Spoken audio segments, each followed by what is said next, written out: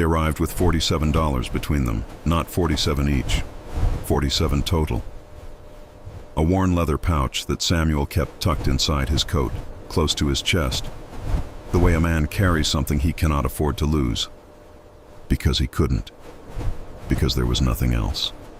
It was the third week of August, 1893. The sun over the Nebraska Sandhills was the kind of sun that doesn't apologize, flat and relentless, pressing down on the rolling dunes like a hand on the back of a man already bent low. The grass moved in long, slow waves. The sky was enormous and pale and indifferent, and somewhere in the middle of all that silence, a wagon carrying two brothers from Ohio came to a slow, creaking stop. Samuel Grantham stepped down first. He was 34 years old, lean and weathered beyond his age, with hands that had been calloused since he was 17. He stood in the tall grass and looked out at the land that would either save them or finish them. He didn't speak for a long moment. William stepped down after him, 30 years old, lighter in frame, quicker in movement, with pale blue eyes that noticed things before most men knew there was anything to notice. He stood beside his brother and looked out at the same landscape. "Well," William said. "Yeah," Samuel answered. That was all. And before we step into what came next, where are you listening from right now? Drop your city below.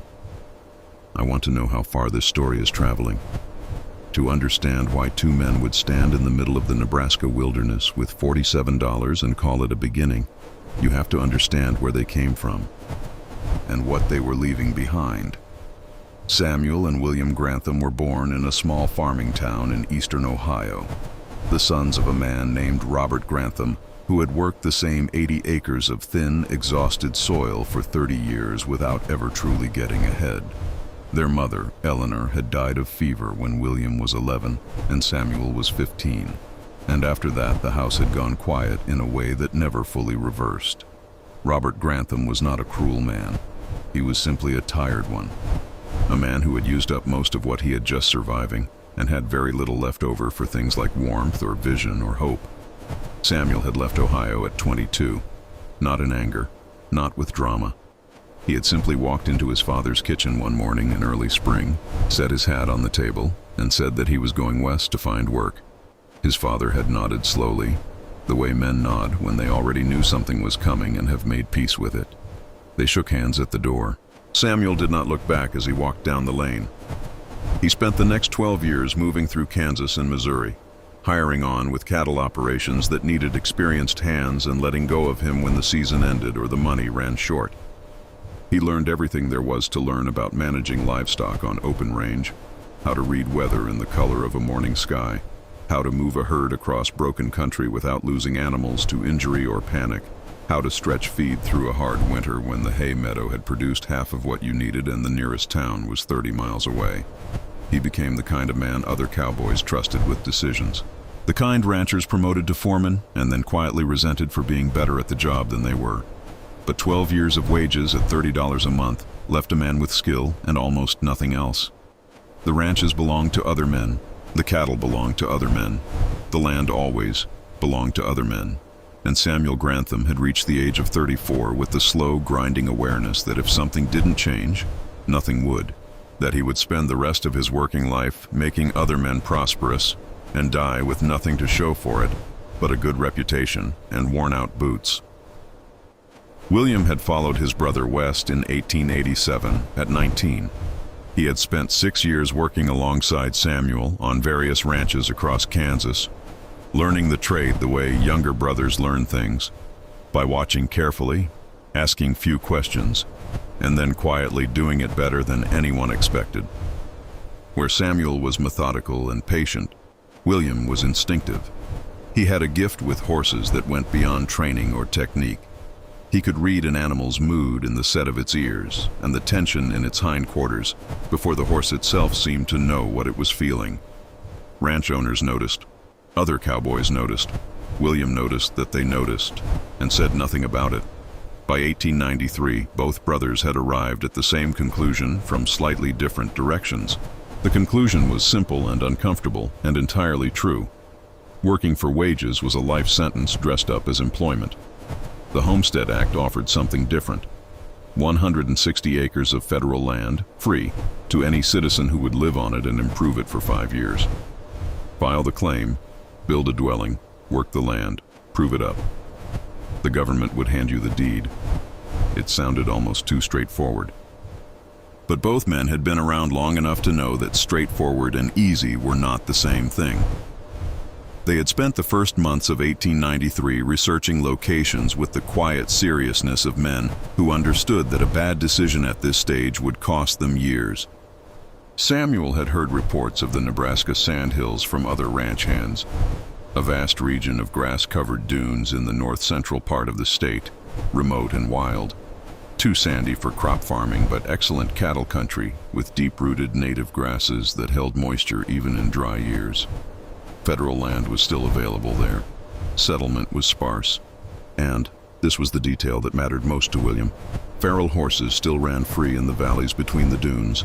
Not mustangs in the pure sense, not the wild Spanish horses of the southern plains. These were something slightly different. The descendants of farm horses and ranch horses that had escaped or been turned loose over decades. Generations of animals that had gone back to wildness and bred among themselves in the remote draws and canyon cuts of the Sandhills. They were heavier than mustangs, with more draft blood in their lines. Harder to catch than a domestic horse, harder to break than a pure-blooded wild one, but worth more, once broken, because of their size and their strength. A well-broken Sandhills horse could fetch $18 to $25 from a rancher who needed a reliable work animal. William had done the arithmetic carefully, in pencil, on the back of a feed sack. Samuel had checked it twice. If they could capture and break enough horses each season to generate reliable income while their cattle herd built up through natural reproduction, they had a chance. Not a comfortable chance, not a safe chance, but a real one.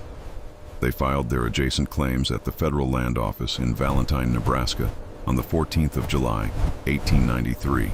160 acres each, the parcels sharing a long, straight boundary line running north to south across a shallow valley between two long, grass-covered ridges. 320 acres combined. The clerk had looked at them across the counter with the flat, evaluating expression of a man who had watched many hopeful people file claims and had seen a fair number of them come back defeated. "You boys have livestock?" he asked. "Not yet," Samuel said. The clerk wrote something in his ledger. "Supplies laid in?" "We're working on it." Another note. "Nearest town is 14 miles east. Roads passable most of the year except deep winter." He paused. "You have somewhere to sleep while you build?" "We'll manage," Samuel said.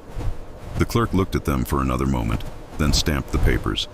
He had the expression of a man keeping his opinions to himself, which Samuel respected even if it wasn't encouraging.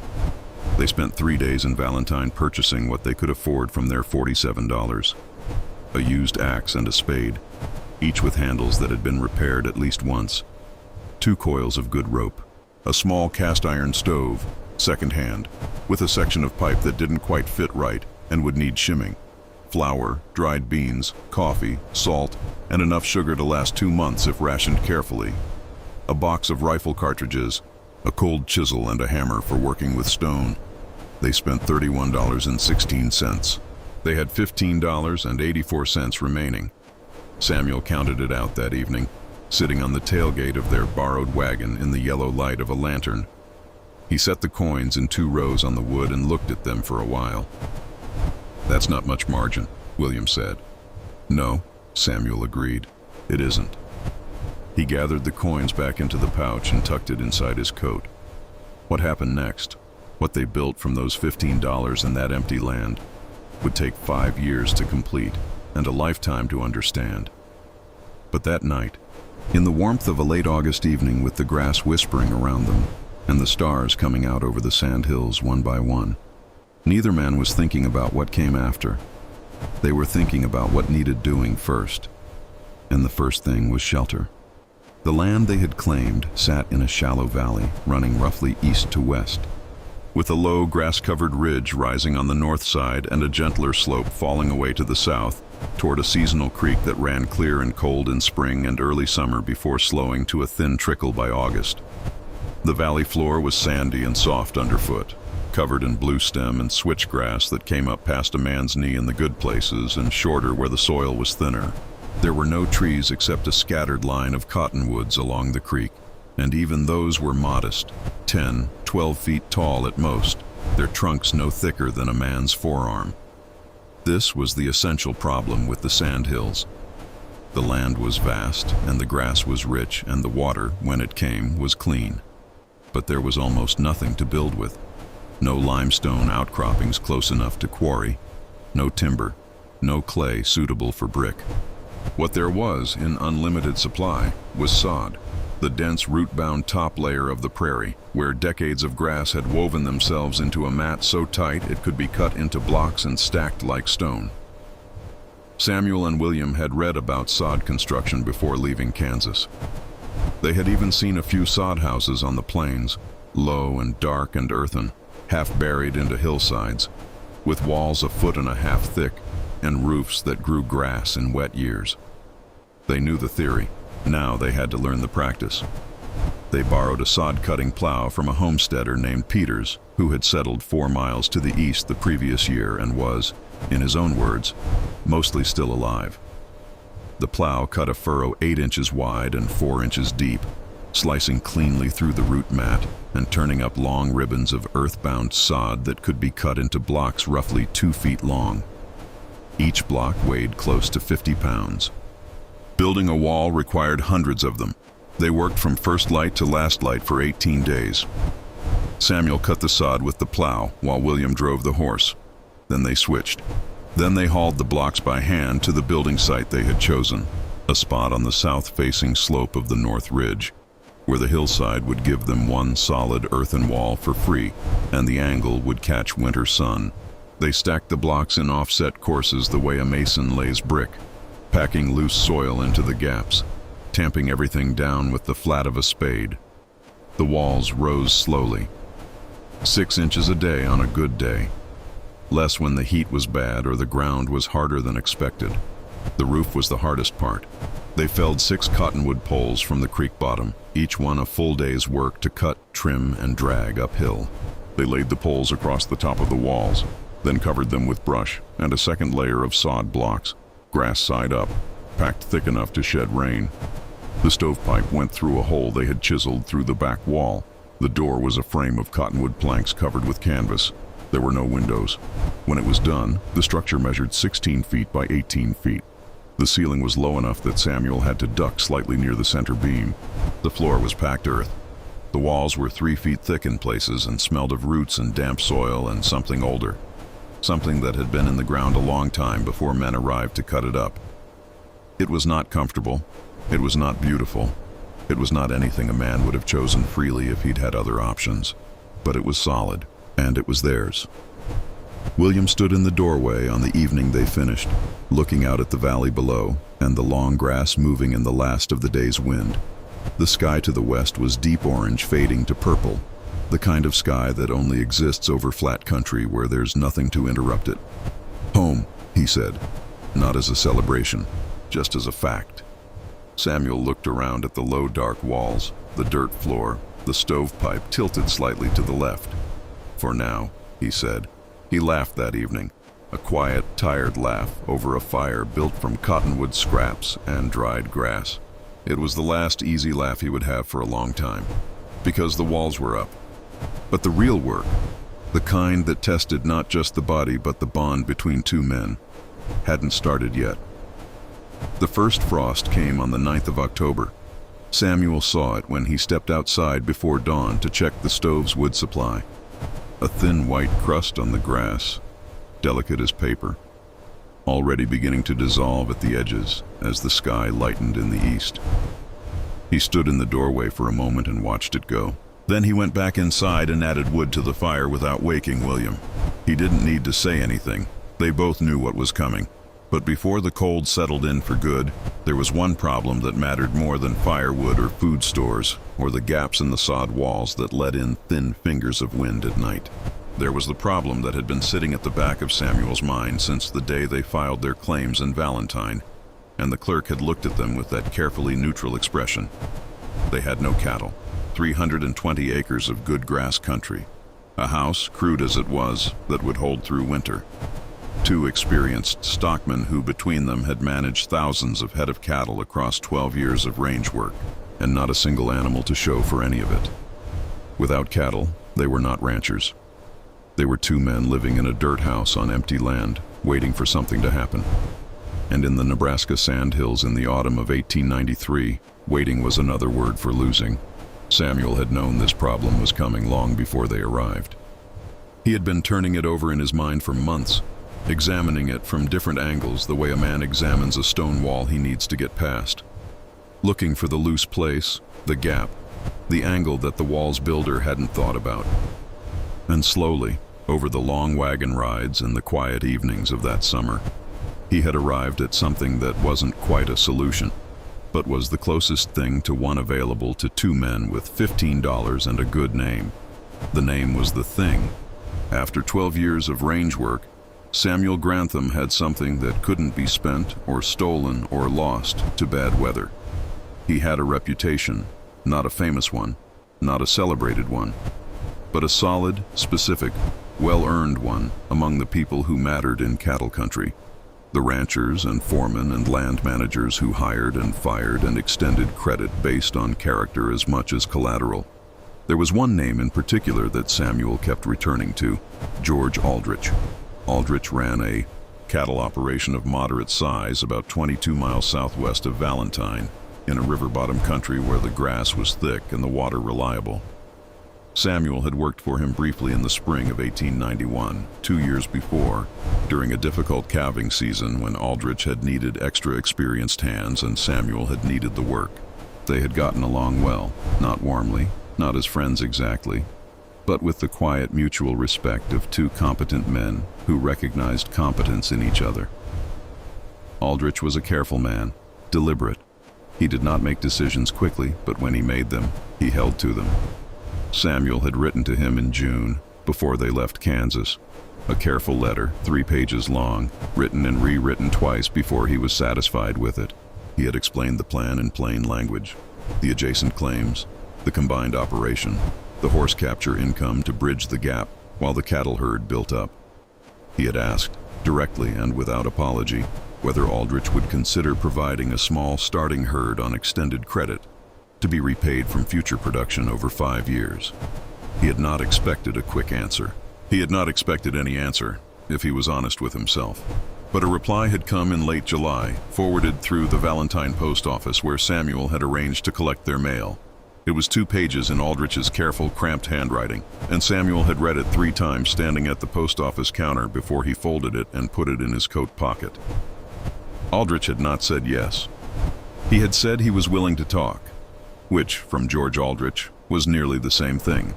They rode the 22 miles to Aldrich's ranch on a Tuesday in mid-September, leaving before dawn to make the distance in a single day. The morning was cool, and the grass was beginning to turn, the green fading to gold at the tips of the blue stem, and the ride took them south through country that grew gradually richer as they dropped out of the Sandhills proper and into the more sheltered river valleys. Samuel rode in front. William rode slightly behind, which was not a formal arrangement, but simply how they naturally positioned themselves when something serious was at stake. Samuel talked. William watched. Aldrich met them in the yard in front of his house, a proper frame house, white painted, with a porch and glass windows that caught the morning light. He was a compact, weathered man in his mid-50s, with a gray mustache and the particular stillness of someone who had spent decades making decisions that cost real money. He shook Samuel's hand, then William's, and looked them both over with the unhurried thoroughness of a man evaluating livestock. "Come inside," he said. "Coffee's on." They sat at a kitchen table while Aldrich's wife moved quietly in the background. The coffee was strong and hot, and Samuel wrapped both hands around the cup and was grateful for it after the long, cold ride.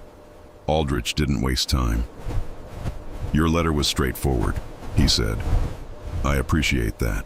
Most men who want something dress it up more than they need to." "There didn't seem much point," Samuel said. "No." Aldrich looked at him steadily. "You want 18 head of young heifers on a 5-year credit arrangement with repayment in cattle at market rates. No cash interest because you have no cash. In exchange, I get What exactly? My word, Samuel said, and William's. And the fact that if we fail completely and can't repay in cattle, we'll come work for you at standard wages until the debt is settled. Aldrich was quiet for a moment. Outside, a horse moved in the corral and a gate latch rattled in the wind. I worked with you for 6 weeks in '91, Aldrich said. You know what I remember about that? No, sir. You found 3 calves that had gotten into a draw and been missed in the count. You didn't make a thing of it, just brought them in and put them with the others. He paused. A lot of men would have kept quiet and let those calves disappear. Easier that way. Samuel said nothing. William looked at his coffee cup. 18 head is not nothing, Aldrich continued. At current prices, that's close to $300 in breeding stock. If you fail, if you have a bad winter, if disease hits, if the horses don't sell, I lose that. He set down his cup. I'm not a charitable institution, Mr. Grantham. I know that, Samuel said. I'm not asking for charity. I'm asking for a calculated risk from a man who has the resources to absorb it if it goes wrong, in exchange for a return that's worth his while if it goes right. The kitchen was quiet. A log shifted in the stove. Aldrich looked at him for a long moment. Then he looked at William. Then he looked back at Samuel. I'll give you 16 head, he said. Not 18. 16 good young heifers from my best breeding lines. 5 years to repay in cattle at fair market value, assessed at time of repayment. If you can't pay in cattle, you work it off. Those are my terms. Samuel felt something loosen slightly in his chest. He kept his expression still. That's fair, he said. It is, Aldrich agreed. He stood and extended his hand. Don't make me regret it. They drove the 16 heifers north to their claims over 3 days in late September, moving slowly and carefully across the transitional country between the river valleys and the Sandhills proper. The animals were young and unaccustomed to travel and needed constant patient management to keep them moving in the right direction without stressing them. William handled most of it, reading the herd's mood with the instinctive fluency that had always come naturally to him, positioning himself and his horse at exactly the right angle at exactly the right moment to keep the group together and calm. On the evening of the 3rd day, they pushed the heifers through a gap in the low ridge north of their valley and watched them spread out across the grass below, dropping their heads immediately to graze in the unhurried way of cattle that have found good feed after a long walk. Samuel watched them for a while, 16 small dark shapes moving slowly through the tall grass in the fading light. They were ranchers now. The thought arrived quietly, without ceremony. But it arrived. What followed was the longest winter of Samuel Grantham's life, and he had lived through some hard ones. The cold came in earnest in early November, arriving not as a single dramatic event, but as a slow, grinding accumulation. A week of gray skies that produced no snow, but dropped the temperature 15 degrees, followed by the first real storm on the 14th, a 2-day blow that packed 6 inches of dry powder into the low places and left a crust of ice on the water in the creek that didn't melt for 3 days. Then a brief false thaw in late November that raised everyone's hopes and meant nothing. Then December, which settled in like a verdict. The temperature in the Sandhills that winter dropped to 22 below zero on the coldest nights. The wind came from the northwest without apology, finding every gap in the sod walls, every imperfect fit around the stovepipe, every place where the doorframe had settled slightly and left a thin line of outside air reaching in. Samuel stuffed wool rags into the worst gaps. William repacked the sod around the base of the walls. They burned through firewood faster than either had estimated, which meant regular half-mile trips to the cottonwood line along the creek in temperatures that made the air hurt to breathe. They had $14 remaining when December began. Food was the constant calculation. Their flour and dried beans had to last until spring, which meant eating less than their bodies wanted every day. A steady, low-level hunger that became background noise after a while. Present always, ignored mostly, occasionally impossible to ignore. They supplemented with game. William was the better shot, and he spent 2 or 3 mornings a week moving through the draws and low places with his rifle, coming back most days with a white-tailed doe or a pronghorn antelope, or, on several occasions when larger game was scarce, a brace of prairie chickens that provided one decent meal between two hungry men. The prairie didn't offer sympathy, it offered only what a man was willing to work for, and nothing more. The 16 heifers required checking twice daily, morning and evening, regardless of weather. This was not optional. A heifer that drifted too far in a storm could be dead by morning, and each of those animals represented nearly $19 of debt that the brothers could not afford to lose. Samuel and William divided the checks between them without discussion, trading off the worst weather by unspoken agreement, each man taking his turn going out into conditions that made the round trip to the creek and back feel like a small act of survival. There were 3 days in January when the wind drove horizontal snow hard enough to make visibility beyond 20 feet impossible, and going outside meant navigating by memory and by the feel of the slope underfoot.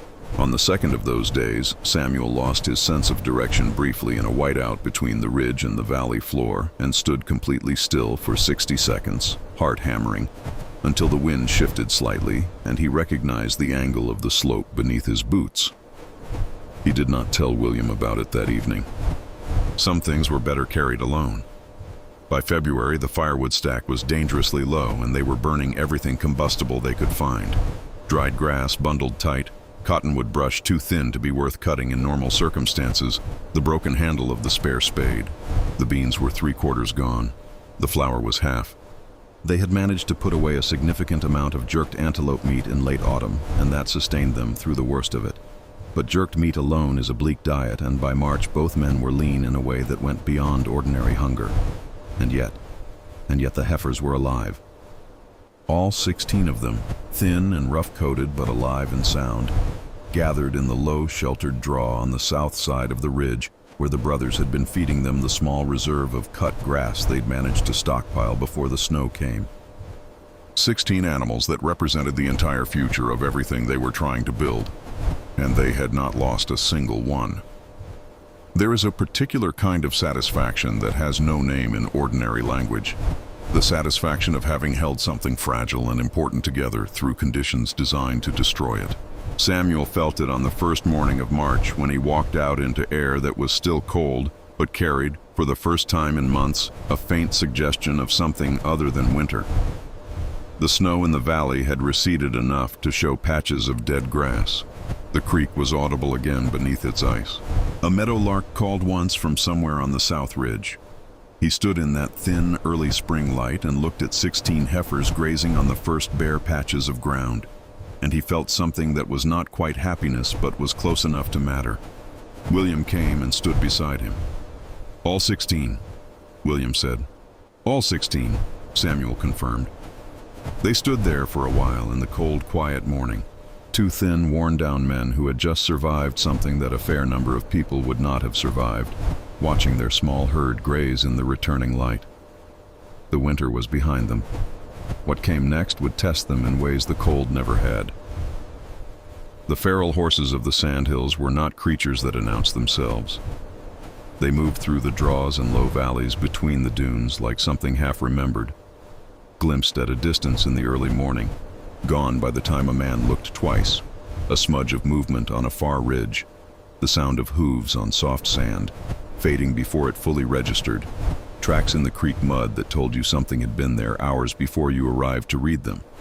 William had been watching for them since October. Not actively, not yet. There had been too much else demanding attention through the autumn and the long winter. The sod house, the heifers, the firewood, the simple brutal arithmetic of survival that left no room for anything beyond what was immediately necessary.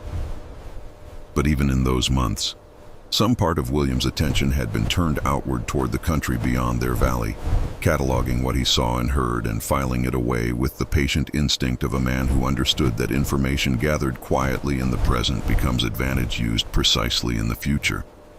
By late March, he had a rough picture. There was a band of between 30 and 40 horses ranging through the broken country to the northeast, a region of deeper dunes and narrower valleys about.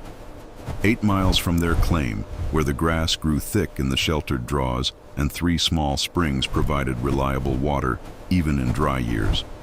He had seen them twice from a distance, once in November before the heavy snow came, and once in late February during a brief thaw. And both times the sighting had lasted less than a minute before the horses caught his scent, or heard something, and vanished over a ridge with a speed that seemed impossible for animals that size moving through soft sand. He had counted what he could. A dominant stallion, dark bay, heavier than a Mustang, with the wide chest and strong hindquarters that spoke of draft blood somewhere in his ancestry. Several mares of varying ages and colors, young stock, 2-year-olds and yearlings, that moved with the nervous electric energy of animals that had never been touched by human hands. And among them, visible even at distance, several horses of a quality that made William's chest tighten with something between admiration and calculation. These were not scrub animals. They were not the runty, ewe-necked creatures that sometimes resulted from generations of feral breeding without selection. Whatever combination of escaped farm horses and abandoned ranch stock had founded this band, the result was animals of genuine substance, broad through the barrel, correct in their legs, with the kind of bone that meant they could carry weight and work hard without breaking down. A well-broken horse of that quality could bring $22 from a rancher who knew what he was looking at. Possibly more. William said nothing about this to Samuel through the winter. There was no point. The winter had to be endured first.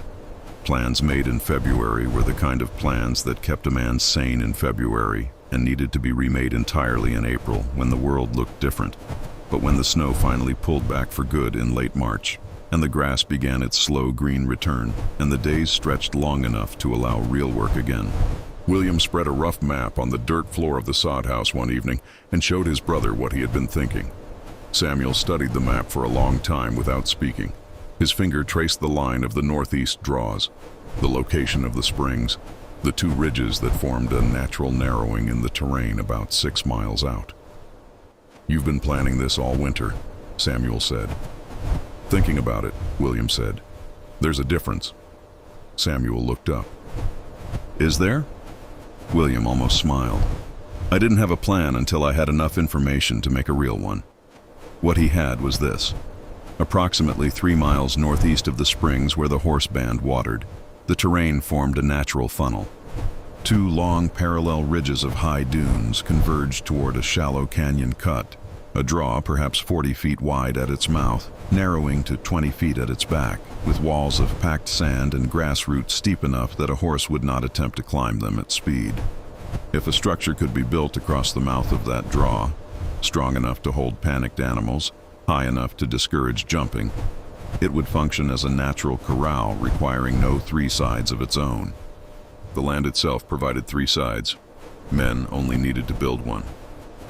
"How long to build the gate structure?" Samuel asked. "A week," William said. "Maybe 10 days if the cottonwood's hard to work." "And the roundup itself?" William was quiet for a moment. "1 shot," he said. "You only get 1 shot with a band that's been left alone this long. They'll learn. If we come at them wrong the first time, they'll change their range and we won't find them again until next year." Samuel nodded slowly. He understood what his brother was saying. This was not a forgiving operation with room for error and second chances. It required patience in the preparation and absolute precision in the execution, and it required both of them performing their roles without hesitation at the critical moment. "All right," Samuel said. He looked back at the map. "Show me again where you want to build." They spent the first 2 weeks of April in observation. This was William's insistence, and Samuel had learned over years of working alongside his brother that when William insisted on something related to horses, the correct response was to listen and not argue. They rode out to the northeast country on alternate mornings, moving slowly and keeping downwind of the areas where William expected the band to be grazing or watering, never approaching closer than half a mile, watching through the thin spring air with the focused patience of men who understood that what they were doing now would determine everything that happened later. The band's patterns emerged gradually, the way patterns always do, not as a sudden clear picture, but as an accumulation of small observations that slowly resolved into something coherent. The horses watered at the middle spring, not the eastern one, in the early morning. They grazed the south-facing slopes of the dunes through the middle of the day when the sun was warmest.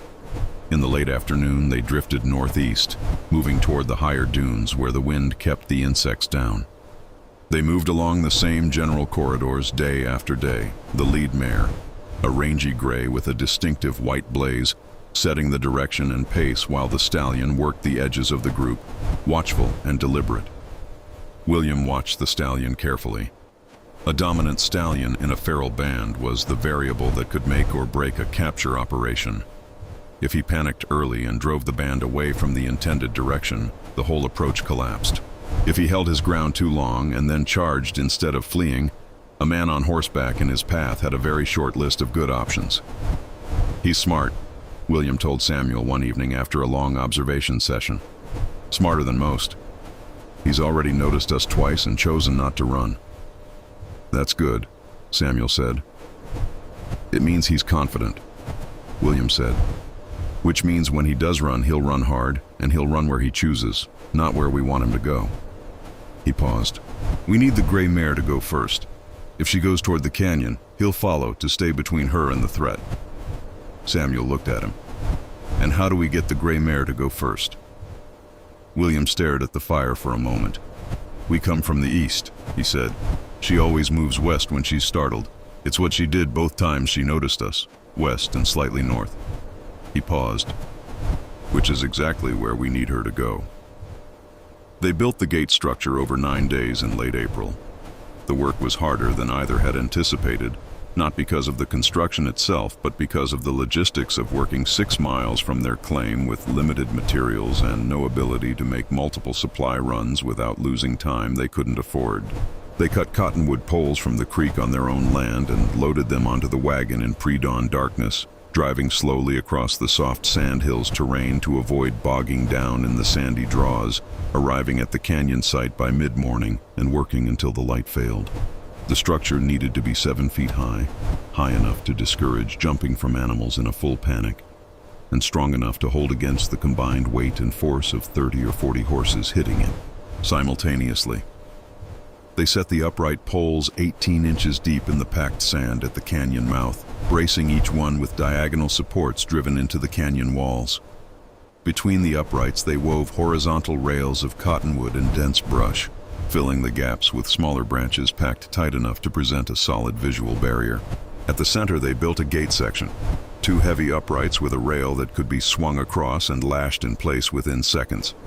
On the 9th day, they stood back and looked at what they had built. It was crude. It was not elegant.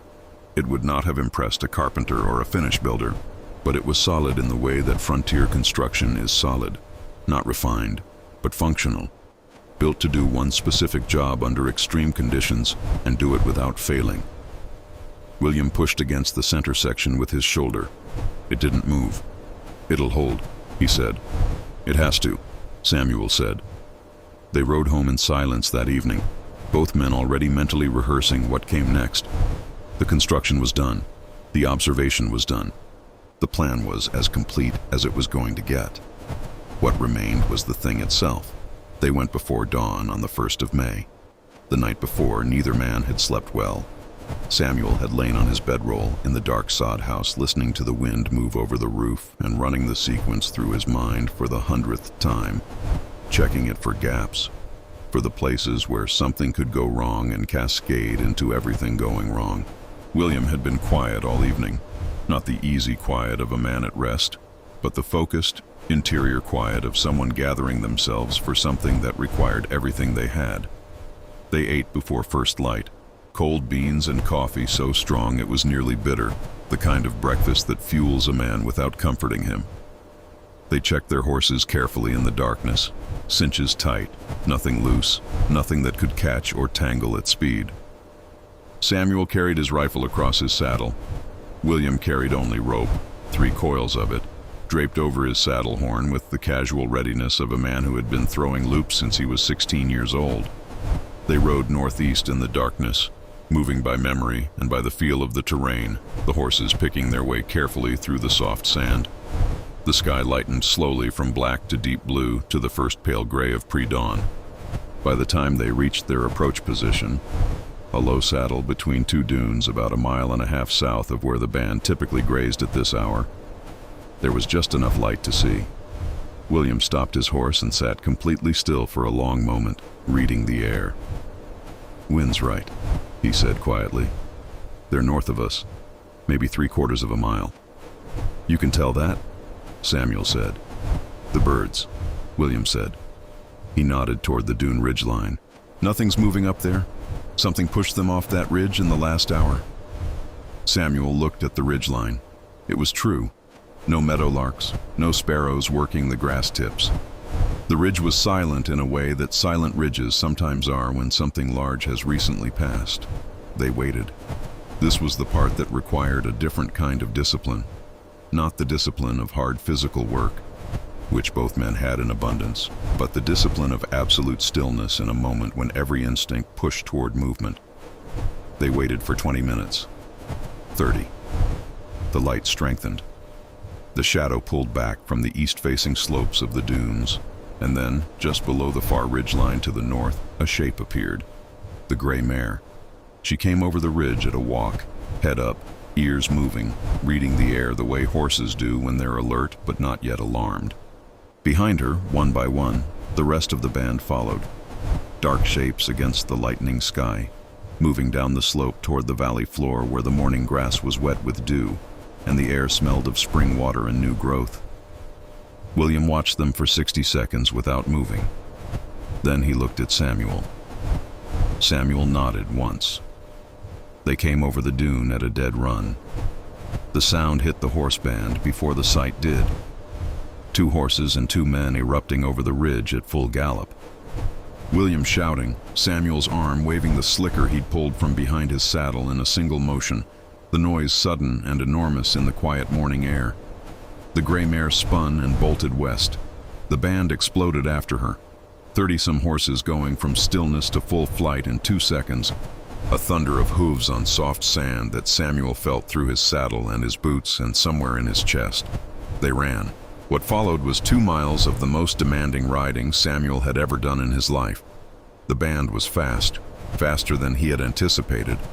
The heavy-bodied Sandhills horses carrying their size across the soft terrain with a power that was genuinely impressive, and keeping them moving in the right direction required constant split-second adjustments, pushing left when a group of mares tried to break away, falling back when the stallion swung to face them, and then surging forward again when he turned and ran. The terrain was treacherous, soft sand that grabbed at hooves, sudden drop-offs at the edges of dunes, the occasional hidden rock buried beneath the grass that could snap a horse's leg in an instant. Samuel's horse stumbled once, badly, and for one lurching second Samuel was certain they were going down. The horse caught itself. Samuel's heart was still hammering from it a quarter-mile later. Ahead, the gray mare was running toward the canyon mouth exactly as William had predicted she would, west and slightly north, instinct and habit driving her in the direction of safety that had always been west and slightly north when humans appeared from the east. The band streamed behind her, tight and panicked, the stallion working the rear, and William was riding at an angle that kept him between the main group and any route south, pushing, not too close but close enough to matter. The canyon mouth appeared ahead, the gate structure visible as a dark line across the narrowing gap between the dune walls. The gray mare hit the canyon at full speed and ran straight through without hesitating. The band followed her in. Samuel rode hard for the gate, swinging down from his moving horse before it had fully stopped, his boots hitting the sand running, hands already reaching for the gate rail. He swung it across and lashed it in 3 fast wraps of rope, his fingers clumsy with adrenaline, the knot not pretty, but tight enough. Inside the canyon, 31 horses wheeled and screamed and threw themselves against the walls and the structure in a chaos of dust and noise and the particular fear of wild animals suddenly enclosed. The gate shuddered. Samuel leaned his full weight against it, both hands gripping the top rail, and felt the force of it move through his arms and into his spine. It held. He stood there breathing hard, the dust settling around him, the noise gradually shifting from blind panic to the agitated circling of animals beginning to understand the shape of their situation. His hands were shaking slightly. He didn't try to make them stop.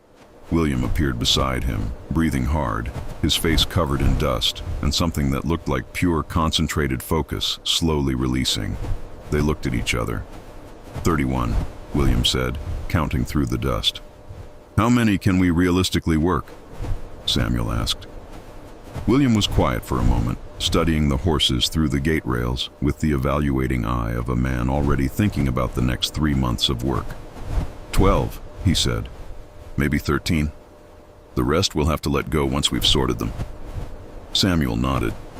He looked at the horses, at the gray mare standing in the far corner of the canyon with her sides heaving, at the dark bay stallion facing them from 20 feet away with his ears pinned flat and his eyes showing white at the edges.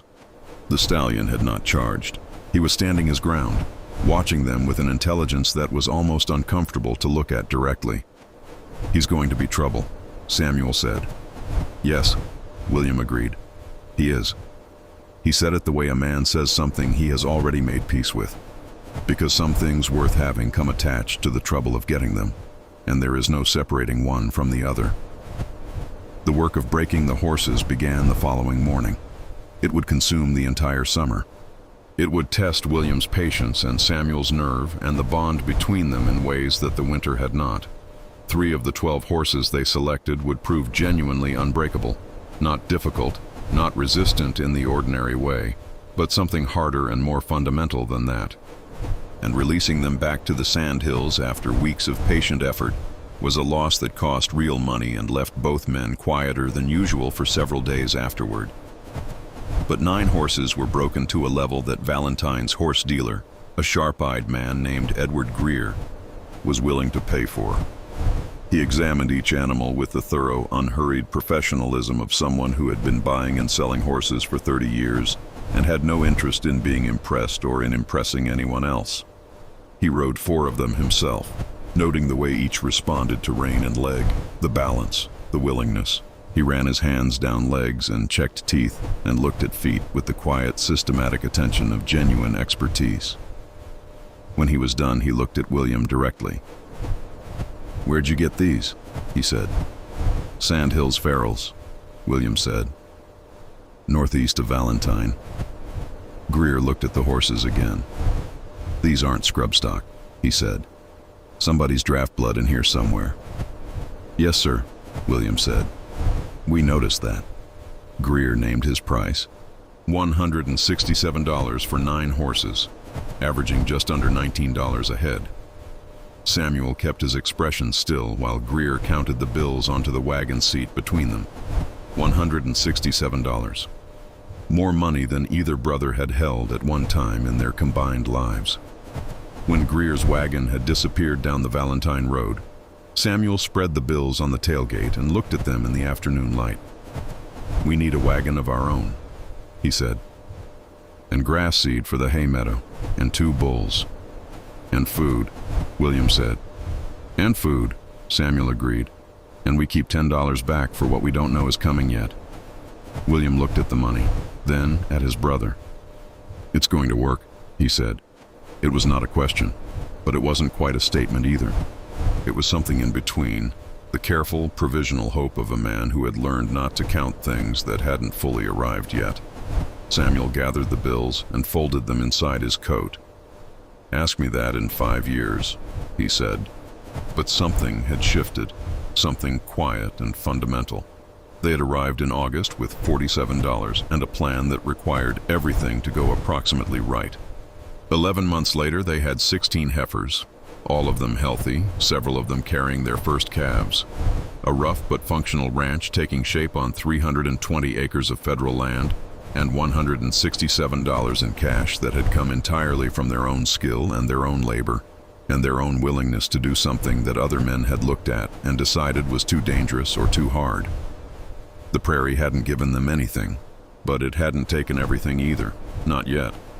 The summer of 1895 passed the way good years pass on the frontier, quickly and without enough gratitude in the moment for what it was. The hay meadow that Samuel had seeded in the spring produced a crop that filled the small barn they had raised in June to just below the rafters.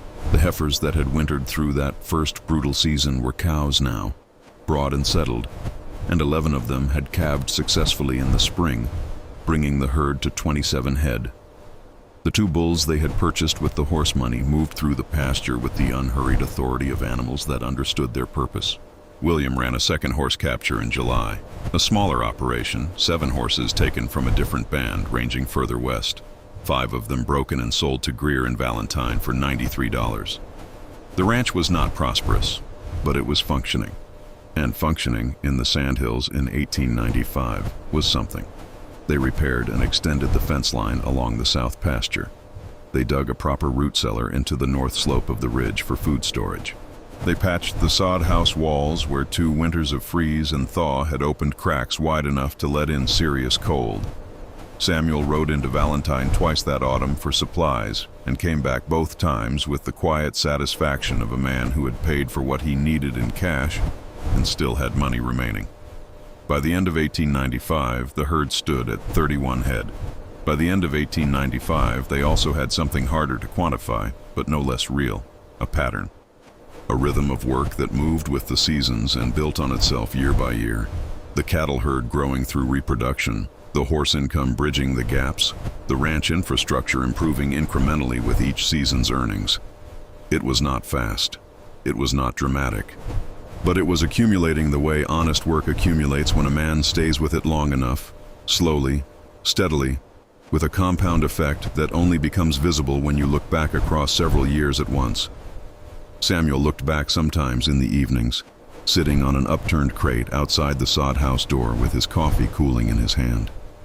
He looked back at August of 1893 and felt something he could not quite name.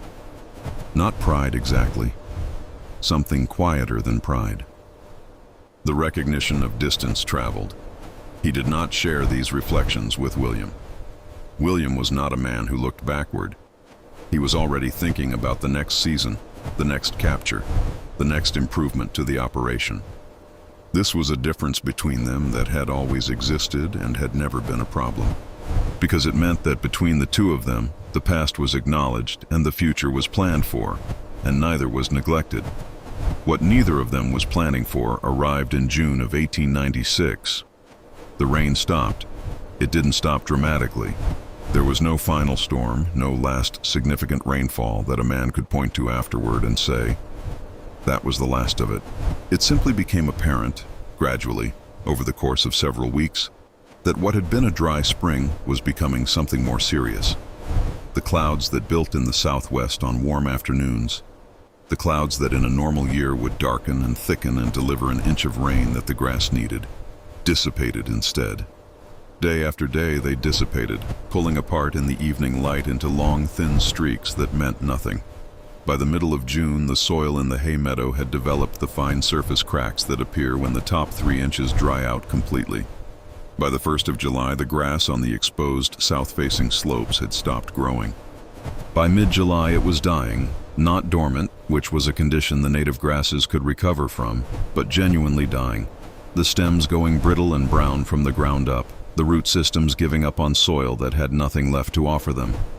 Samuel walked the hay meadow on the 15th of July and did the arithmetic that he had been avoiding doing for 2 weeks.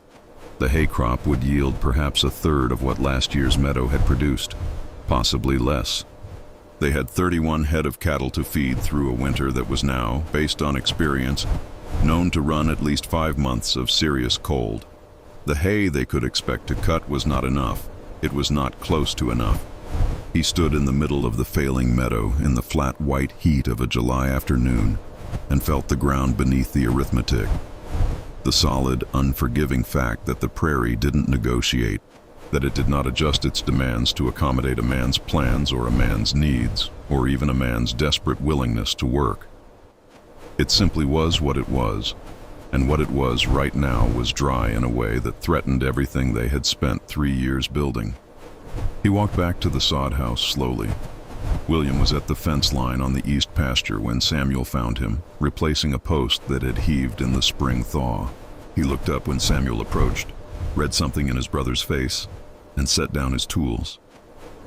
Samuel told him what the meadow looked like. William was quiet for a moment. He picked up a handful of the sandy soil near the fence post and let it run through his fingers. It was powder dry. It fell without clumping. without holding any of the cohesion that moisture gives to earth. "How short are we?" William asked. "Significantly," Samuel said. "If the meadow gives us what I think it will, we have feed for maybe 18, 20 head through a full winter, not 31. William looked out at the pasture where the cattle were grazing. The grass there was still standing, but it was shorter than it should have been in July, and the animals were working harder to find what they needed, spreading further across the pasture than they normally would. "We sell," William said. It was not quite a statement. It was William laying the option on the table between them, the way you lay a tool down. Available, not yet committed to. "How many?" Samuel said. "Enough to get the feed requirement down to what we can manage. 12, maybe 14 head." William paused. "We keep the best breeding stock and the young heifers. The older cows, the ones that have already produced 2 or 3 calves. They go." Samuel was quiet. The mathematics were correct. He knew the mathematics were correct. Selling 12 to 14 head of cattle in July, even at prices depressed by a drought that was affecting every rancher in the region, and therefore flooding the market with animals nobody wanted to be selling, would reduce their feed requirements to something manageable. It would generate some cash. It was the rational, practical, defensible decision. He also knew what it would cost. 3 years of building that herd. 3 years of watching it grow from 16 borrowed heifers to 31 owned animals, each one representing breeding potential and future calves, and the slow, compounding growth that was the entire foundation of what they were building. Selling 12 head now didn't just reduce the herd, it set back the timeline. The herd that should have reached 50 head by 1898 would reach it in 1900 instead, or 1901. The proving up date was fixed. The Homestead Act did not adjust its calendar for drought years. "No," Samuel said. William looked at him. "We don't sell," Samuel said. "Not a single head." The silence between them was different from their ordinary silences. It had weight and edge to it. "Samuel," William said carefully, "if we can't feed them through winter, then we find the feed," Samuel said. "We cut wild grass off the public land. We buy what we can from ranchers who had better rainfall. We trade labor for hay if we have to." He paused. "We built this herd one animal at a time for 3 years. I'm not selling it down in July because the rain didn't come." William was quiet for a long moment. He looked at the cattle. He looked at the sky, the hard, white, rainless sky of a drought summer that showed no sign of changing its mind. "That's not a plan," William said. "That's a refusal." "It's both," Samuel said. They argued for 2 days. It was the first real argument of their partnership, not a disagreement about method or timing or technique, but a fundamental conflict about what mattered most, and what risk was acceptable, and what they were willing to sacrifice to protect what they had built. William argued with the precise, patient logic of a man who had run the numbers from every angle and kept arriving at the same answer. Samuel argued with something harder to articulate, a conviction that was partly stubbornness and partly principle and partly the deep, irrational attachment of a man to something he had built from nothing with his own hands and his brother's hands, and 3 years of refusal to quit. On the second evening, William sat down across the fire from his brother and looked at him for a long time. "Tell me what you're actually afraid of," William said. Samuel was quiet for a while. "I'm afraid," he too said slowly, "that if we start selling down when things get hard, we'll always find a reason to sell down when things get hard. And then one day we'll look up and the herd will be gone, and we'll still be here with good reasons for every decision we made." William looked at the fire. "That's not irrational," he said finally. "No," Samuel agreed. "It isn't." Another silence. The fire shifted and settled. "All right," William said. "No selling, but we do everything else. Every other option. We cut wild grass until our hands bleed. We ride to every neighbor within 20 miles and negotiate for their surplus hay. We do whatever it takes." He paused. "And if it comes to March and the hay is gone and the cattle are starving, we revisit." "Fair," Samuel said. They shook hands across the fire, not ceremonially, just 2 men confirming an agreement in the way they had always confirmed agreements, directly, without excess. What followed was the hardest sustained physical work of Samuel Grantham's life, and he had worked hard his entire life. They began cutting wild grass in the first week of August. The public land to the north and east of their claim, the unfenced Sandhills range that belonged to no one and therefore to everyone, still carried grass in the low draws and sheltered valleys where moisture lingered longer than on the exposed slopes. Not good grass, not hay meadow grass, but grass, green enough at the root to have some feed value if cut and dried properly, enough to matter if you cut enough of it. They worked from first light to last light 6 days a week through August and into September, moving systematically through the draws and valleys of the surrounding range with scythes, cutting and windrowing the wild grass and returning 2 days later to rake it and haul it back to their property in the wagon. The work was brutal in the summer heat, bent double over a scythe in 90-degree air, the cut grass releasing its dusty smell around you, sweat running into your eyes, hands blistering through gloves in the first week and then hardening to something beyond blisters in the weeks after. They cut and hauled and stacked, then cut and hauled and stacked again. Samuel rode out on 3 separate occasions to neighboring ranchers, men he had introduced himself to over the past 3 years, men who knew his name and had, in some cases, bought cattle from him or sold supplies to him, or simply exchanged the cautious, evaluating greetings of frontier neighbors who understand that isolation makes allies valuable. He explained the situation plainly and asked about surplus hay. 2 ranchers had nothing to spare. The drought had hit them as hard as it had hit everyone. One, a quiet, deliberate Norwegian named Anders Halvorsen, who ran a modest operation 8 miles to the northwest, had cut more hay than his reduced herd required, having sold down aggressively in July for exactly the reasons William had argued for. He had surplus. He was willing to sell it, but not for cash that Samuel didn't have in sufficient quantity. They negotiated across Halvorsen's kitchen table for an hour. What they arrived at was an arrangement that Samuel recognized as the frontier economy working the way it was designed to work, not on cash, which was always scarce, but on obligation and labor, and the long-term accounting of neighbors who understood that today's surplus was tomorrow's debt and vice versa. Samuel would purchase Halvorsen's surplus hay on credit, $40 worth, to be paid back the following year in either cash or labor at standard day wage rates, whichever Halvorsen preferred when the time came. Halvorsen extended his hand across the table. "You'll pay," he said. It was not a question. "Yes, sir," Samuel said. "I will." He rode home with a signed agreement in his coat pocket and the particular weight of a man who has just borrowed against a future he cannot fully guarantee. The debt was real, and the obligation was real, and the knowledge that Halvorsen's generosity was contingent on Samuel's ability to deliver sat in his chest like a stone he carried everywhere that autumn. By October they had assembled a feed reserve that Samuel calculated, carefully, conservatively, might be sufficient. Not comfortable, not safe in the way that a full barn was safe, but sufficient if the winter was not too long and the animals held their condition reasonably well and nothing went catastrophically wrong. Nothing, of course, was guaranteed. The winter of 1896 to 1897 arrived early and held late. The first significant snow came in the 3rd week of October, a full month before the previous 2 winters had turned serious, and it came with a northwest wind that packed the drifts hard against the north side of every structure on the property and buried the lower sections of the fence line in places.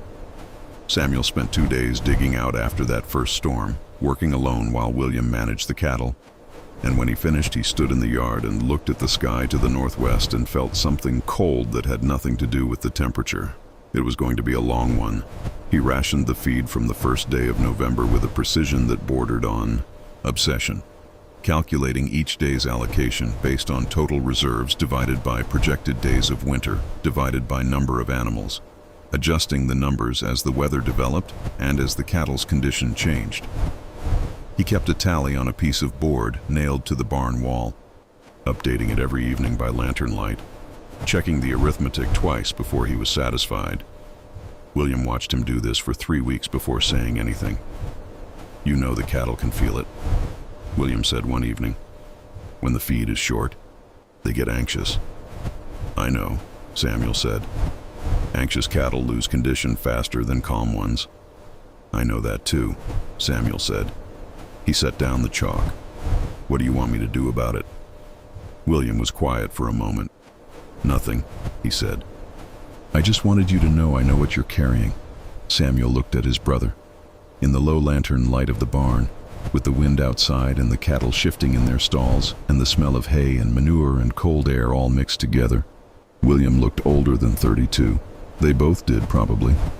3 winters in the Sandhills aged a man in ways that had nothing to do with time. I'm all right, Samuel said.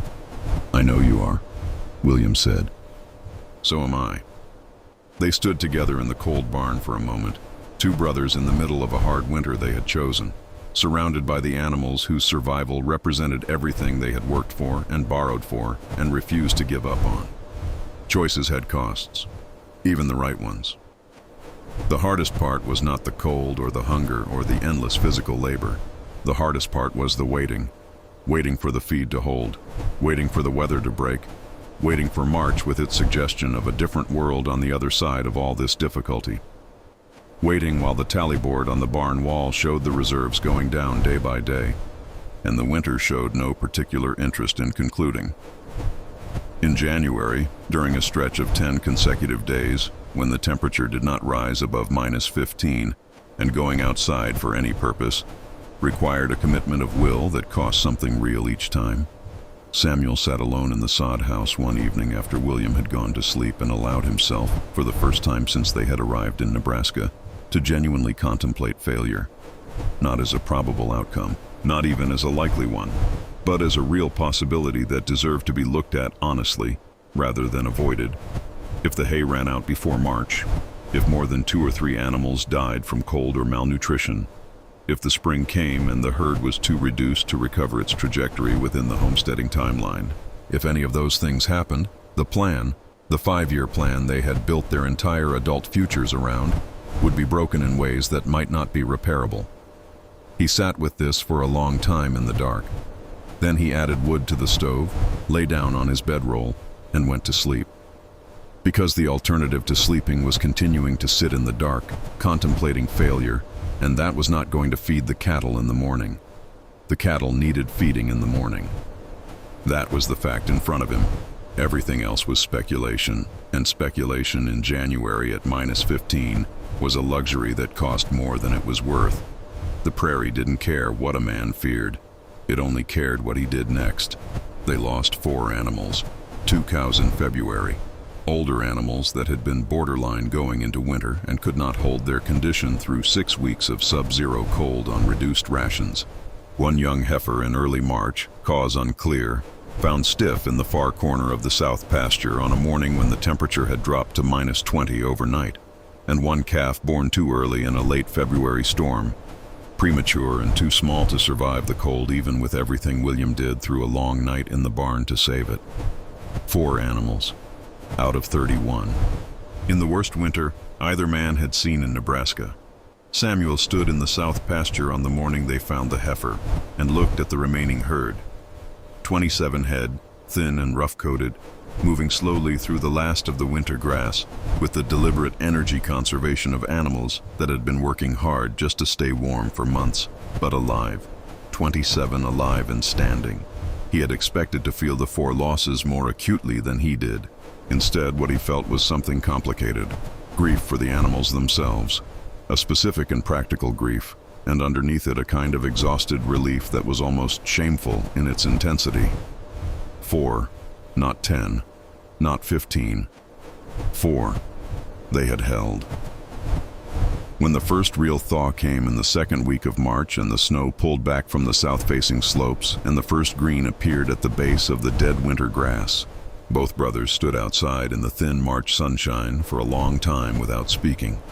The air smelled of wet earth and the distant possibility of warmth. A red-tailed hawk circled high over the east ridge in the way that hawks circle when the updrafts are returning. Samuel felt something move through him that he could not name precisely. It was not happiness, and it was not relief, and it was not triumph. It was something older and quieter than any of those things. Something that had to do with cost and endurance and the specific dignity of having held on when holding on required everything you had. He had not sold a single animal. The herd was reduced from what it should have been. 4 losses in a drought winter set the timeline back, no question. The $40 owed to Halverson sat in his coat pocket like a promise that still needed keeping. The tally board in the barn showed numbers that were lower than he wanted them to be. But they were numbers, not zeros. The herd existed. The land was theirs. The partnership had held through its first genuine crisis without fracturing. Had bent, certainly, had flexed under the pressure of 2 days of real argument and 4 months of grinding difficulty, but had not broken. Some partnerships do not survive the first hard winter. Some break under the weight of fear, or under the different and more insidious weight of being right when the other person is wrong and needing them to know it. Samuel and William had been right about different things, and they had found their way to a compromise that neither had fully wanted and that had, in the end, worked. That was not nothing. That was, in fact, everything. The spring of 1897 arrived like a debt being repaid. The rain came in April, real rain, sustained and generous, soaking into the Sandhills soil and pulling the native grass up fast and thick in the low places where the moisture collected. The hay meadow, which Samuel had reseeded in the bare patches the previous autumn despite having almost no confidence it would matter, came up dense and even and green in a way that made him stand at the meadow's edge for 10 minutes simply looking at it. He paid Anders Halverson back in full in May. Cash from the first horse sale of the season. William had located a new band ranging the northeast draws and had taken 14 horses in a clean, well-executed roundup that went better than the first one because William knew more now, had read the terrain and the animals with 3 years of accumulated knowledge behind him. 11 of the 14 were broken and sold to Greer and Valentine for $209. Samuel rode to Halverson's place with $40 in an envelope and set it on the kitchen table. Halverson looked at it, then at Samuel. "Didn't expect it this fast," Halverson said. "I said I'd pay," Samuel said. Halverson nodded slowly. He put the envelope in his shirt pocket without counting it. "Good year coming," he said. "Yes, sir," Samuel said. "I believe it is." He rode home through the spring sandhills with the weight gone from his chest, the specific weight of unpaid obligation that had been there since October, that had made every night's sleep slightly less than complete, and every morning's first thought slightly heavier than it should have been. It was gone now. The debt was settled. What remained was his own, and what remained was enough. By the end of 1897, the herd stood at 41 head. Not the 53 it would have been without the drought year, but 41 healthy, well-managed animals on good grass, with a hay meadow full to capacity, and a barn that had been extended 6 feet to the east, with lumber purchased in cash from Valentine. 3 years left on their proving up requirement, and for the first time since August of 1893, both brothers allowed themselves to believe. Not with certainty, because the Sandhills did not reward certainty, but with the careful, qualified conviction of men who had been tested and had not been found wanting, that they were going to make it. The land was teaching them. Slowly, expensively, without mercy, but it was teaching them. And they were learning. The last 2 years of the proving up period had a different quality than the first 3. Not easier exactly. The work did not become less physical or less demanding or less constant. The winters did not grow warmer. The distances did not shrink. Valentine was still 14 miles east on a road that became something between difficult and impassable depending on the season and the weather. And the nearest doctor was still further than that. And the isolation that had been a simple fact of their first year was still a simple fact in 1898, unchanged in its basic dimensions. But something in the nature of the difficulty had shifted. In the first 3 years, the difficulty had been existential, each problem arriving with the potential to end everything, each winter carrying within it the possibility of complete failure, each setback landing with the particular weight of a setback that a man has no reserves to absorb. The drought year had been the sharpest expression of this, the sense of the ground giving way beneath a structure that had not yet developed deep enough roots to hold against a serious challenge. Now the roots were deeper, not deep enough to make a man comfortable, not deep enough to make him careless, but deep enough that when a problem arrived, and problems continued to arrive because the Sandhills did not run out of problems, it landed differently. It landed as a difficulty to be solved rather than a threat to survival. The difference between those two things was not small. It was, in fact, the difference between a man who is surviving and a man who is building. Samuel felt it in the mornings, the way he rose and moved through the first tasks of the day, feeding the cattle, checking the fence line, assessing the sky for what the weather intended, with a steadiness that had not been there in 1893 or 1894. Not confidence in the way that comfortable men are confident, but something more durable. The steadiness of a man who has been tested repeatedly and has learned, through the testing, approximately what he is capable of. William felt it differently, as William felt most things differently. He had expanded the horse operation in 1897 and again in 1898, developing a methodical approach to locating, capturing, and working feral horses that had become genuinely efficient. A system built on 3 years of accumulated knowledge of the Sandhills terrain and the behavioral patterns of the horses that lived in it. He knew which draws held bands in which seasons. He knew how the horses responded to different approaches and different weather conditions. He knew which animals within a captured group were worth the investment of weeks of patient work, and which ones would cost more than they returned. In 1898, he captured 16 horses from 2 separate bands and broke 13 of them, his best season yet. Greer and Valentine paid $241 for the 13, a price that reflected not just the quality of the horses, but the quality of their breaking.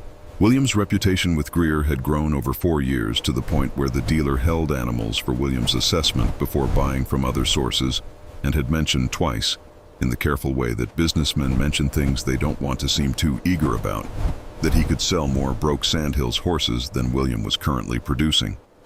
William had noted this without responding to it directly. The horse work was income, and it was work he was genuinely good at and genuinely suited for, but it was always meant to be the bridge, not the destination. The destination was the cattle ranch, and the cattle ranch in the autumn of 1898 was becoming something real enough to stand on its own. The herd had reached 63 head by October of that year. Samuel counted them on a clear October afternoon, moving slowly around the perimeter of the south pasture on horseback while the cattle grazed in the low gold light of a late-season afternoon. 63 animals, most of them bred from Aldrich's original 16 heifers through 5 years of careful management and selective breeding. The oldest of Aldrich's heifers were mature cows now, settled and productive, with 2 and 3 and 4 calves behind them. Their daughters were breeding.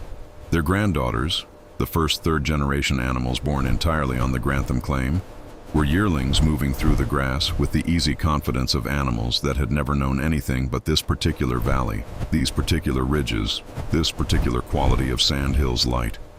Something in that thought stopped Samuel for a moment. Animals born here, on land that would, in 6 months, belong to them legally and permanently and without condition. He sat on his horse in the October light and let that thought settle for a while before he moved on. It was also in the autumn of 1898 that Samuel first wrote to Clara Morrison. This requires some explanation, because it did not happen the way such things are sometimes described, with drama and immediacy and the sense of destiny arriving on schedule. It happened quietly and practically, and with a self-consciousness that Samuel found mildly embarrassing in retrospect, though not embarrassing enough to regret.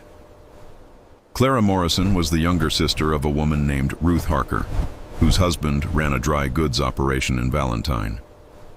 Samuel had met James Harker on his supply trips to town, and had developed over 4 years the kind of careful, cordial acquaintance that isolated men develop with townspeople. Not friendship exactly, but something reliable and mutually respectful. Ruth Harker had mentioned her sister once in passing, in the way women mention sisters when they have decided something and are testing the ground. She had mentioned that Clara was a schoolteacher in Omaha, 31 years old. Sensible was the word Ruth had used, sensible and not inclined to drama. Samuel had filed this information away without comment. He was 39 years old. He had not thought seriously about marriage during the proving-up years because serious thought about marriage required a man to have something to offer, and for the first 5 years in the Sandhills, what he had to offer was a sod house, a borrowed herd, and an uncertain future that he was working as hard as he knew how to make certain. That was not nothing. But it was not, he had felt, enough. Now it might be enough. In 6 months, it would be land. 63 head of cattle, a functioning ranch, a barn and a root cellar, and a proper fence line, and a hay meadow that produced reliably in normal rainfall years. A house, still the sod house, still low-ceilinged and earthen-smelling, but solid after 5 years of incremental improvement, that could shelter a family through a Sandhills winter. He wrote the first letter in October, sitting at the small table in the sod house by lantern light while William was asleep. He wrote it 3 times before he was satisfied, not because he was trying to impress, but because he was constitutionally incapable of sending something he hadn't gotten right. He described himself plainly. He described the ranch plainly. He described his intentions plainly and without ornamentation. He gave Ruth Harker's name as a reference, and noted that Clara could write to her sister for any information she wanted about his character and circumstances that he had failed to include. He sealed the letter and held it for a moment before setting it on the table. It was, he reflected, the most frightening thing he had done since the first horse roundup. Possibly more frightening, because a horse that didn't want to be caught was simply a horse. And its rejection was not personal in the way that a letter left unanswered was personal. He posted it on his next trip to Valentine without telling William. William noticed his distraction that evening and said nothing for 2 days, which was the amount of time William typically allowed before concluding that silence wasn't going to resolve itself voluntarily. "You've been quiet," William said on the second evening. "I'm often quiet," Samuel said. "Differently quiet," William said. Samuel looked at him. Then he told him about the letter. William was still for a moment. Then something moved across his face that was not quite a smile, but occupied the same territory. "Does she know about the sod house?" William asked. "I mentioned it," Samuel said. "Did you mention the smell?" "I described it as earthen," Samuel said.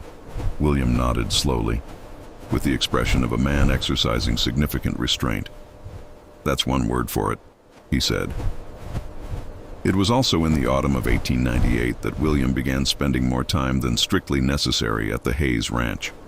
The Hayes operation sat 9 miles to the southeast, run by a widower named Thomas Hayes and his 3 adult children, 2 sons and a daughter.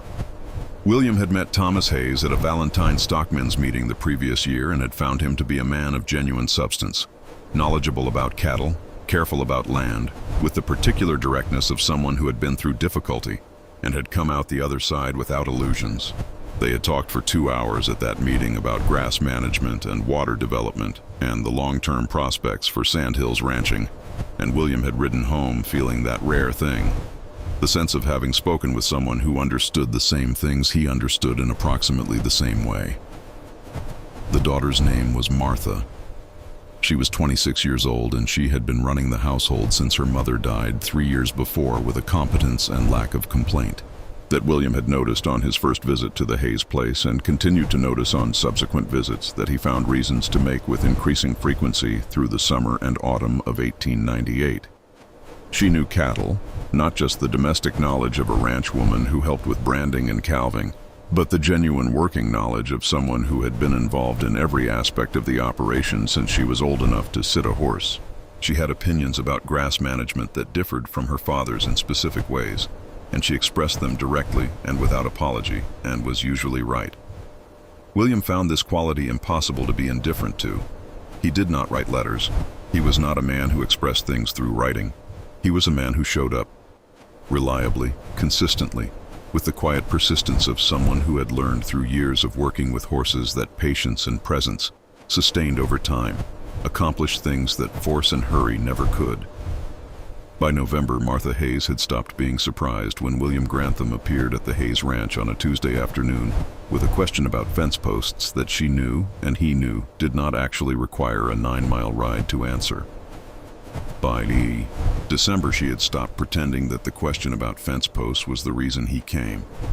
Samuel observed all of this with the careful sideways attention that older brothers bring to these situations, noting without comment, present without intruding, available if needed and invisible if not.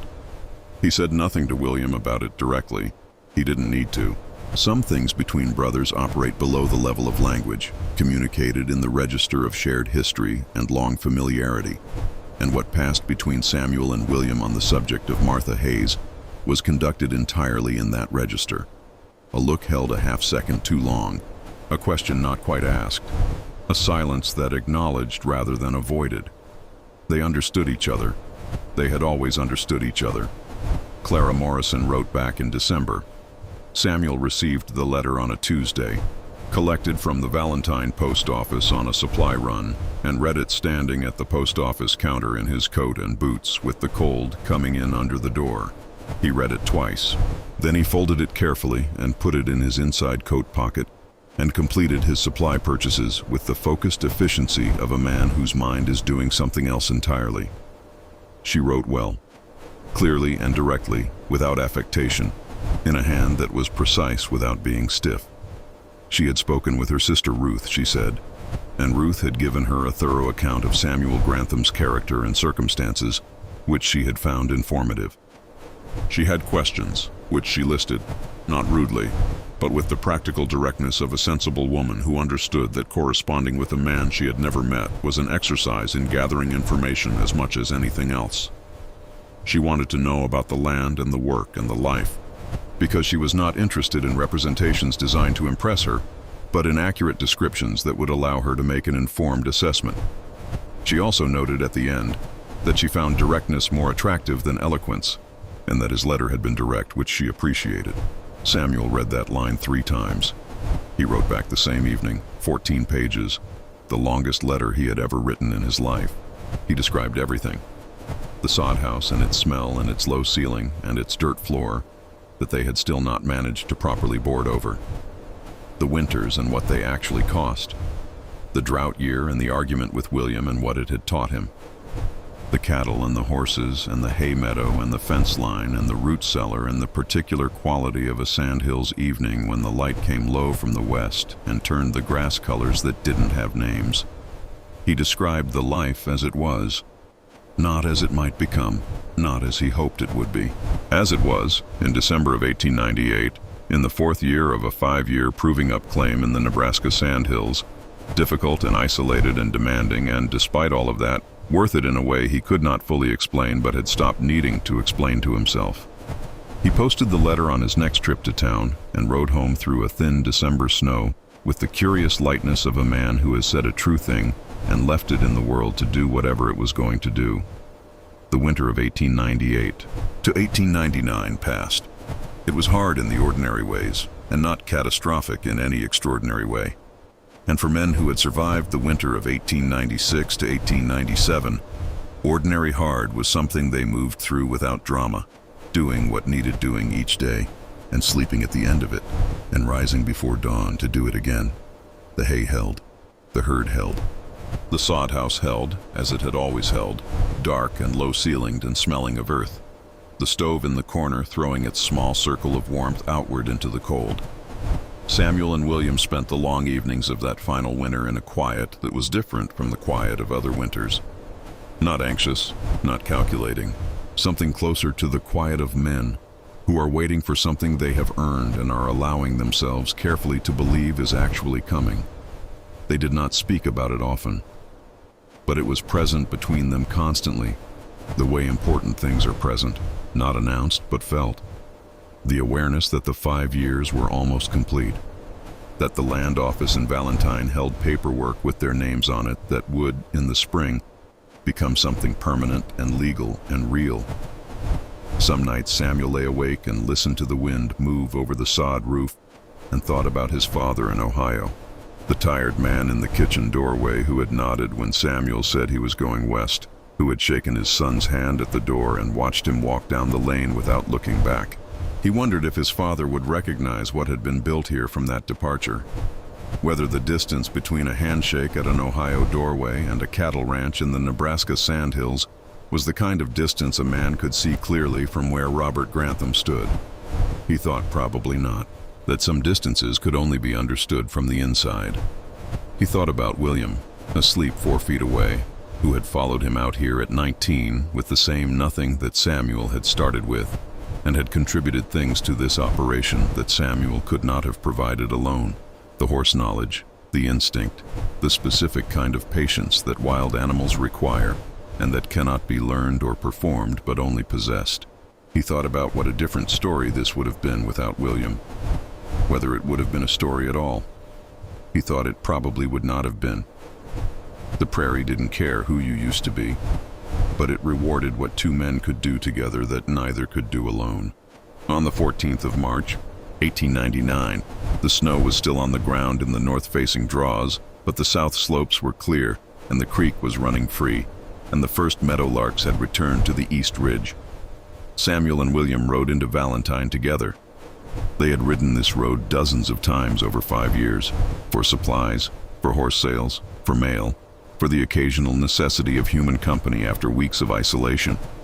They knew every rise and draw of it, every place where the road softened in wet weather, and every place where it hardened into washboard in the dry.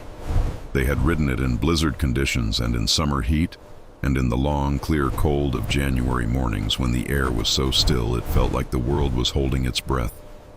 They rode it now in the thin March sunshine without speaking, the horses moving at an easy walk, the sandhills rolling away on either side in the pale gold of winter grass beginning its return toward green. The land office clerk who had processed their original claim filings 5 years before was still behind the same counter. He looked older. They probably did too. He reviewed their documentation with the careful thoroughness that the process required. Proof of continuous residence, proof of improvement, the sworn statements of 2 neighbors attesting to both, and found everything in order. He stamped the patents: Samuel Grantham, William Grantham, 320 acres in the Nebraska Sandhills, legally and permanently owned. The clerk slid the documents across the counter. Samuel picked them up. He looked at them for a moment, at his name printed in the formal language of Federal Land Office documentation, at the description of the land that he had walked and worked and worried over for 5 years, at the government seal that made all of it official and permanent and real. He handed one to William. William held it without looking at it for a moment. He was looking out the land office window at the Valentine Street, the horses at the hitching rail, the foot traffic on the boardwalk, the ordinary mid-morning life of a small Nebraska town going about its business in complete indifference to what had just happened inside this building. Then he looked down at the document in his hands. "Ours," he said. It was not a complex statement. It did not need to be. "Ours," Samuel agreed. They stood there for a moment in the quiet land office.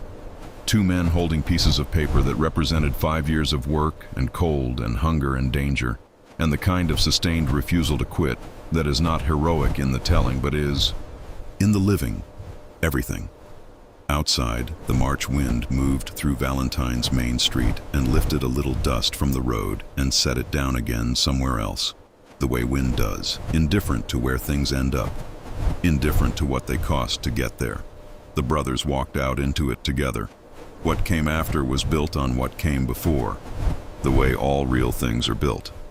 Samuel married Clara Morrison in June of 1900 in Valentine, in a ceremony that was practical and brief, and attended by Ruth and James Harker, and Anders Halverson and Thomas Hayes, and a small gathering of neighbors who had watched the Grantham operation develop from nothing over 7 years, and had arrived at the quiet, specific respect that frontier communities reserve for people who do what they say they will do, and endure what needs enduring without complaint. Clara arrived in the Sandhills in late June with 2 trunks, and the composed, evaluating attention of a woman who had been given accurate information and was now conducting her own independent assessment of whether the information had been accurate. She walked through the sod house without comment. She stood in the doorway and looked out at the valley and the cattle and the hay meadow and the barn and the fence lines running south toward the creek. "You described it well," she said. "I tried to," Samuel said. "The smell is worse than earthen," she said. "I know," he said. She looked at him with the particular expression that sensible people wear when they have made a decision they intend to hold to. "We'll board the floor first," she said. "Then we'll talk about the walls." Samuel looked at her. Something moved in his chest that he recognized after a moment as gratitude. Not the ordinary gratitude of a man who has gotten what he wanted, but the deeper kind. The gratitude of a man who has been understood. "Yes," he said. "We'll start on the floor." William married Martha Hayes in October of the same year at the Hayes Ranch, in a ceremony that was larger than Samuel's because Thomas Hayes had more neighbors and more opinions about how a wedding should be conducted. Martha wore her mother's dress, altered to fit, and stood next to William in the autumn Sandhills light, with the particular stillness of someone who has made a decision from the inside out, not from expectation or pressure or the social arithmetic of a woman's options, but from the clear-eyed assessment of a capable person who has looked at another capable person and decided that the combination was worth committing to. William shook his father-in-law's hand after the ceremony, and Thomas Hayes held it for a moment longer than necessary. "Take care of her," Hayes said. "Yes, sir," William said. "She'll probably take care of me." Hayes looked at him for a moment. Then he nodded, slowly, with the expression of a man who has just received an unexpectedly honest answer. "Probably," he agreed. The ranch grew as ranches grow when they are properly founded and carefully managed, not in dramatic leaps but in the steady, compounding increments of good years building on each other and bad years absorbed rather than survived. By 1905, the herd stood at 112 head, and the Grantham brothers had purchased 3 additional homestead claims from neighbors who had decided to sell, expanding their combined holdings to just over 600 acres of deeded land. By 1910, the herd was nearly 200 head, and the land holdings had grown to 900 acres, making the Grantham operation one of the more substantial cattle ranches in the Valentine country. The sod house had been replaced in 1902 by a proper frame house, 2 stories, white painted, with a porch that caught the afternoon sun and glass windows that Clara had chosen herself from a catalog and that threw squares of light across the plank floors she had insisted on boarding within 2 months of her arrival. A second house went up in 1903, 200 yards to the east, for William and Martha, close enough to work together daily, far enough for the privacy that 2 families require when they are building separate lives on shared land. Samuel and Clara had 3 children. William and Martha had 4. The 7 children grew up on the same land, moving between the 2 houses with the easy familiarity of young people for whom the boundary between family and extended family has never been clearly drawn. They learned cattle work from the time they could sit a horse. They learned hay work and fence work, and the long, patient attention that livestock requires. They learned the Sandhills, its seasons and its moods and its capacity for both generosity and difficulty, in the way that people learn things they grow up inside of, which is to say, completely and without effort and in ways that never fully leave them. Samuel watched his children work the cattle sometimes from the same spot where he had stood on that October afternoon in 1898, counting the original 63 head in the low gold light. He watched them move through the same valley, under the same enormous sky, with the same grass under their horses' feet. He thought about Ohio and his father's 80 acres of tired soil and the kitchen where he had set his hat on the table and said he was going west. He thought about $47 and the weight of a leather pouch inside a coat. He thought about what it meant to build something from nothing, not abstractly, as a concept, but specifically with these hands, on this land, with this particular brother working beside him through 5 years that had asked everything and given back. In the end, more than either man had known to ask for. The prairie didn't care who you used to be. That was still true. It had never stopped being true, but it had also given them this valley, these animals, these children moving through the tall grass in the afternoon light as though they had always been here and always would be. Samuel died in March of 1926 at 67 years old of pneumonia that came on quickly and did not give much warning. Clara was with him. His children were with him. He died in the frame house he had built on land he had proved up from nothing. In the Sandhills country he had chosen deliberately and never regretted choosing. William lived 4 more years after his brother's death.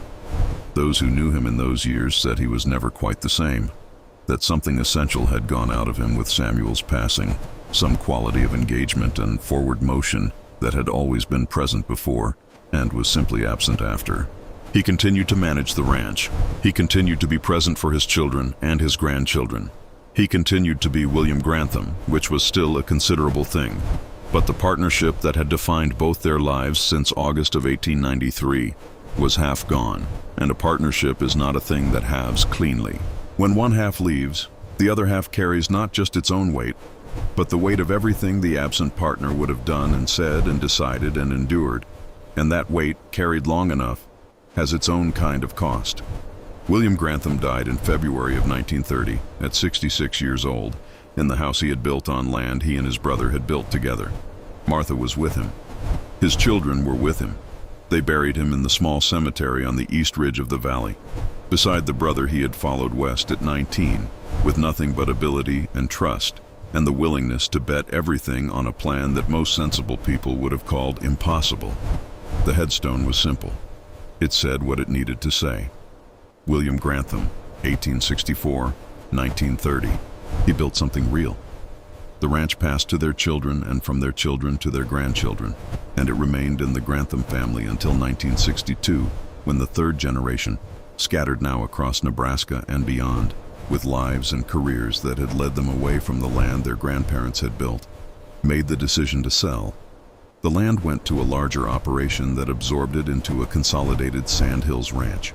The frame houses were eventually taken down. The sod house, which had stood for nearly 70 years with its thick earthen walls and its low ceiling and its smell of roots and old cold, was the last structure to go, and the man who demolished it said afterward that the walls were still solid, that it would have stood another 50 years if anyone had needed it to. Some things, built carefully from nothing, last longer than the people who built them. The $47 that Samuel Grantham had carried in a leather pouch inside his coat in August of 1893 had become, over 70 years, 320 acres proved up from federal land, a cattle ranch that grew to 900 deeded acres, 2 families raised, 7 children grown, and a name known throughout the Valentine country as one that meant what it said and paid what it owed and built what it promised to build. None of it had been given. Every acre, every animal, every dollar of it had been earned, in cold and drought and hunger and the kind of sustained, unremarkable daily courage that history does not typically record, because it contains no single dramatic moment, but only the long, unglamorous accumulation of days in which a man chooses to continue rather than to stop. That choice, made over and over across 5 years, and then 20, and then 30, and then a lifetime, was the thing itself. Not the land, not the cattle, not the patent stamped in a Valentine land office on a March morning in 1899. The choice to continue. That was what Samuel and William Grantham built. Everything else was what the choice produced. Have you ever started something that felt impossible? Something that asked more of you than you thought you had, and found somewhere deep in the doing of it that you had more than you knew? Have you ever built something real with someone you trusted completely and discovered that what you built together was something neither of you could have built alone? Share your story in the comments, because somewhere in the distance between where you started and where you are, there is a story worth telling, and stories worth telling deserve to be heard.